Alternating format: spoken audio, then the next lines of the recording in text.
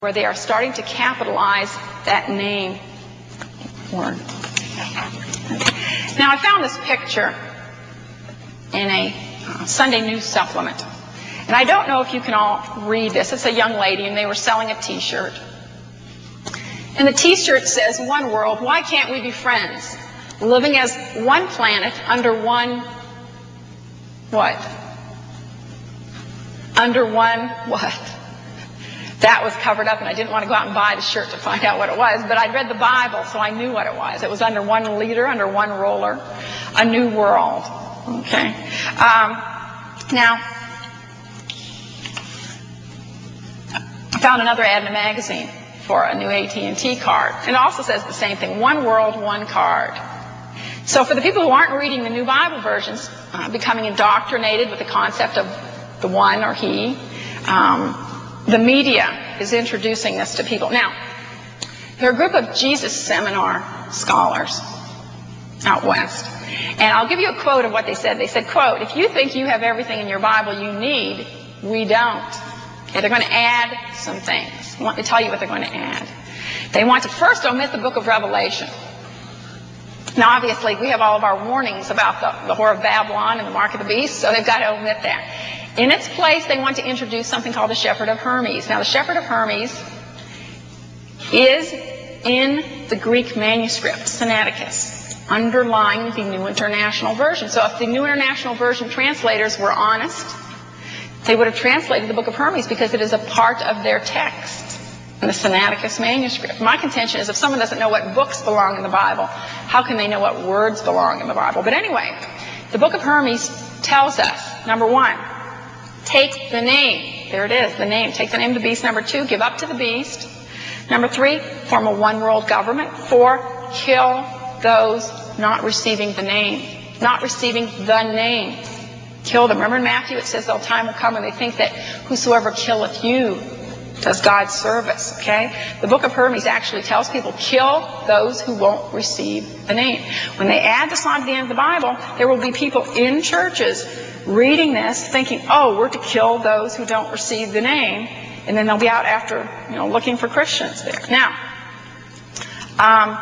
that's one thing that they want to add, Shepherd of Hermes. The other thing that they want to start adding are the Dead Sea Scrolls. Now, when the Dead Sea Scrolls were discovered, it did two very interesting things. The first was, it vindicated the book of Isaiah for King James believers, because the 20 manuscripts of the Isaiah text that were found in the scrolls vindicated the King James readings. They found absolutely no Septuagint readings. Septuagint readings are those readings you will find in the NIV and the NASB.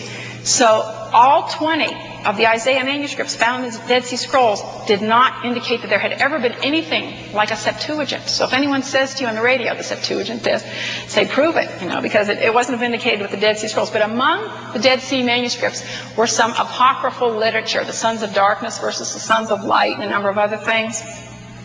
And in Gassner's translation, if you ever want to have a spine-chilling afternoon, go to the library and through interlibrary loan, order Gassner's translation of the Dead Sea Scrolls. And it will raise the hair on your arms like nothing I've ever seen. It says, number one, that there will be a 7-year period in which those who will not receive the name again should be imprisoned. A 7-year period, it talks about that. It calls for the confiscation of personal property. And it says that there will be 2 messiahs, one religious and one political. Now, it's saying all this in a positive vein. Okay? Now, interestingly, the Rockefeller Foundation is in charge of giving a lot of money to the Dead Sea Scrolls. Why would they want to do this? Well, obviously, if you can confiscate personal property, I think that would be to the Rockefeller Foundation's benefit.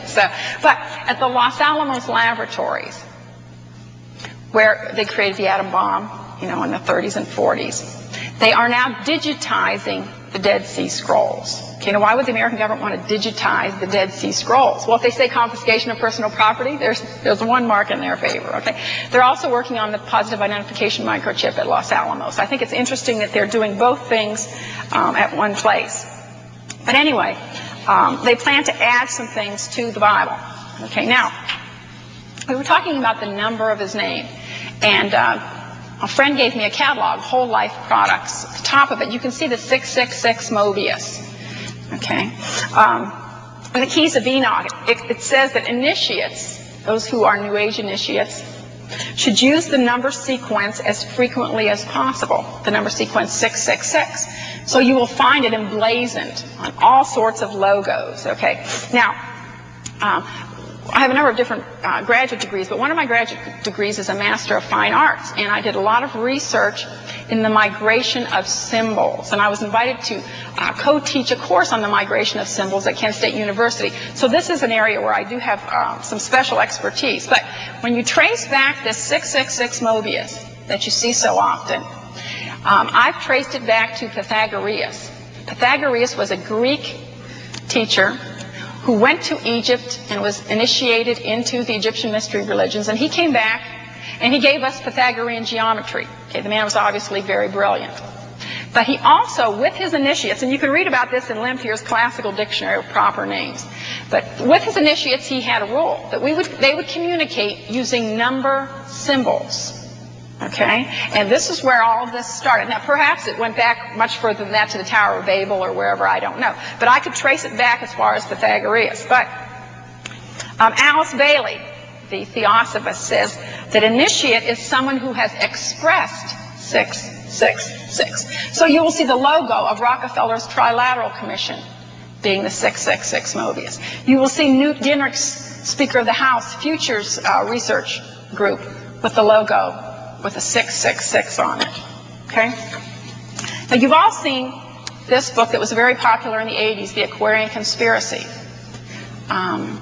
Aquarian simply implying that there will be an Aquarian age coming probably near the year 2000. And again, we see the 666 Mobius. These people communicating with one another. Okay. Now, of all the slides or the transparencies I'm going to be showing you tonight, I think this is probably the most important. Okay. You all have had speakers and people come in and talk about the smart card and all that sort of thing. Well, I've got the latest smart card with me, and I don't know if anyone can see this, so I made a transparency of it. But it's got a plastic top on it. And then the person's picture goes here, and then there's the back. Okay, now I don't know if this will... There, you can see it. Okay, it's the 666. So, when you put that 6, I drew it a little bit darker on there because I was afraid people wouldn't be able to see. When you put it over a person's picture, you've got the 666 right on their forehead. You've got the number of the beast right on their forehead. Okay, now if you think that's frightening,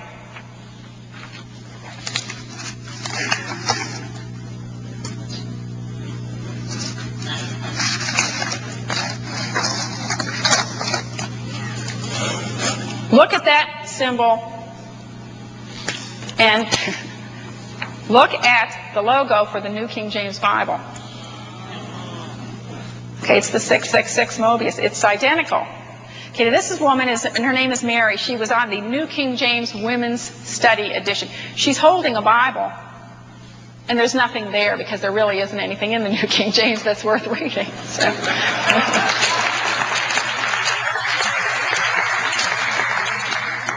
But I want you to look at those symbols. They're absolutely identical. Okay. Now,